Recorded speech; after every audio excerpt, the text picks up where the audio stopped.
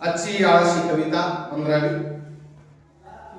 हनुमंत चांदपुडे भेगा भुईच्या सांदताना या काव्यसंग्रहाचं वाचन करू. बाणवानी पासा ठसा मातीत उठतो, भाळावरल्या घामाचा पाना नभाला फुटतो, भाळावरल्या घामाचा पाना नभाला फुटतो.